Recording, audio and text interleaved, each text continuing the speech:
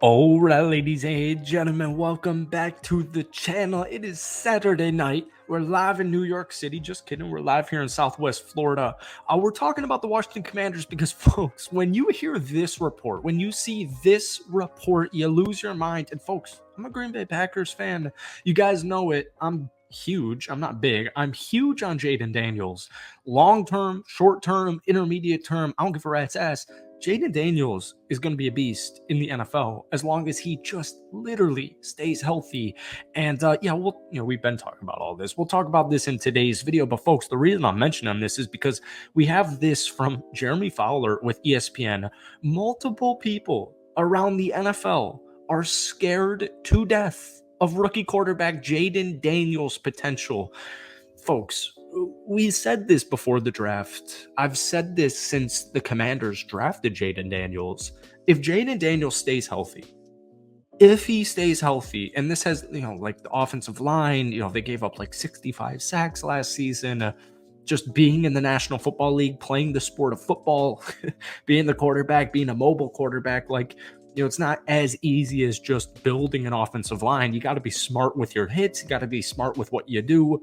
Obviously, all that stuff plays into it. If Jayden Daniels stays healthy, and I think the same thing with Anthony Richardson, it's game over. It's just genuinely game over. Jayden Daniels has this cool, calm, humble aura to him, where at the same time he's charismatic and he knows what he's doing and he knows he's good. But this guy's just got a thirst for knowledge. And just for the second pick in this year's draft, folks, I genuinely don't think there's a better quarterback in this year's draft class. I think Caleb Williams obviously gives him a run for his money, but I think Caleb Williams, Jayden Daniels can be quarterback rivalry for at least a decade here. But that's just my opinion. We're making bold comments here. It is Saturday evening. It's around 6 p.m. if that gives you any indication here. Before we get any further into tonight's Riff and Raff video, if you guys enjoy it, be sure to hit that like button, hit that sub button for daily NFL content. We post at least one Commanders videos every single week, so stay tuned for more. Try and get this video to 100 likes. I would really appreciate it. Obviously, once we have training camp in 3-ish weeks, we'll ramp these up. Dan Quinn earlier today, earlier this week, competition will be the driving theme for the Washington Commanders. Austin Eckler, your brand new running back one, looking like he's in the best shape of his life. I like Washington a lot, and we've talked about it all offseason. I think Adam Peters has done a phenomenal job. I think Dan Quinn was the perfect hire for the head coach. I think Cliff Kingsbury was the perfect offensive coordinator. I think Joe Witt's a great defensive coordinator. I loved the OG veteran moves, guys like Bobby Wagner, but getting a little bit even deeper. Jeremy Chin, safety out of Carolina. Frankie Louvu, linebacker out of Carolina. I genuinely think Frankie Louvu with Dan Quinn as the new head coach might, and just being out of Carolina, no shade to Carolina at all, but just, change of scenery here. Frankie Louvu was on his way to stardom, and I think it'll be fully established this upcoming season playing with Davis and Wagner. You have a really good defensive line, Deron Payne, Jonathan Allen. You picked up guys like Dorrance Armstrong, Dante Fowler, who I'm huge on, JT Newton, Johnny Newton, baby. The offensive line, new additions, Nick Allegretti, Tyler Biadasz, Austin Eckler, Zach Ertz, et cetera. So they filled the lineup with veterans, and it's the blueprint for what Houston did last season. But I just want to say this. In our last Commanders video a couple of weeks ago, I was talking about, I literally think Jayden Daniels is going to be such a freaking stud. And, honestly, like I said in the beginning of this video, I think he'll give a run for his money to Caleb Williams for being the best quarterback out of this draft, but I don't even mean it from a competition standpoint. And in my last Commanders video, I was talking with one of my buddies who's a diehard Florida Gator fan, and he loves Anthony Richardson. And when I watched Anthony Richardson play college football and I watched Jayden Daniels play college football, I think Jayden Daniels is actually leagues above Anthony Richardson. And Anthony Richardson in the NFL, in my opinion, especially this upcoming season, I think he's going to be a freaking stud. And before Anthony Richardson got injured in week 4 last year for the Indianapolis Colts, he was really hitting his stride really early on. I think, once again, Jayden Daniels is a better Anthony Richardson who was already seeing immediate NFL success.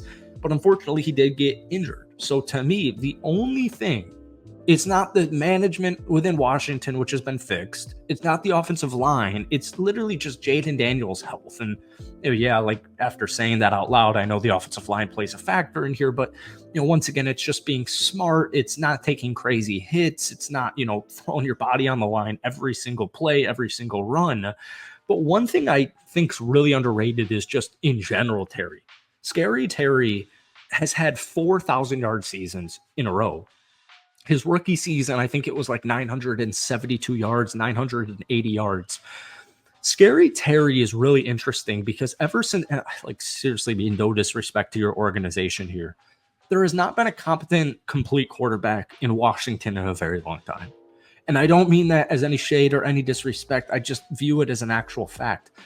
I have not felt comfortable with a quarterback for Washington in a very long time. Now, Sam Howell last year, I like him a lot, but I am glad they moved on from him. And, I know the offensive line didn't do him any help. I know the coaching didn't do him any help, but, Jayden Daniels is a generational type of prospect here.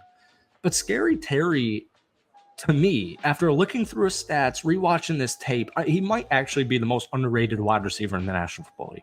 I mean, the fact that this dude's being thrown from Taylor Heineke, Carson Wentz, Sam Howell, but once again, no disrespect to Sam Howell. I'm trying to think of who his quarterback was in his rookie season. Alex Smith, Dwayne Haskins, Kyle Allen. Like, he's had a weird combination of quarterbacks. And I think Jayden Daniels and Terry McLaurin this upcoming season might be one of the best quarterback wide receiver duos actually in the entire NFL, let alone young rookie quarterback duos. So you got Scary there.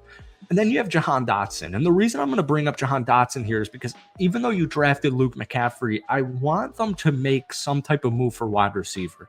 And obviously the main headliner has been Brandon Ayuk rumors.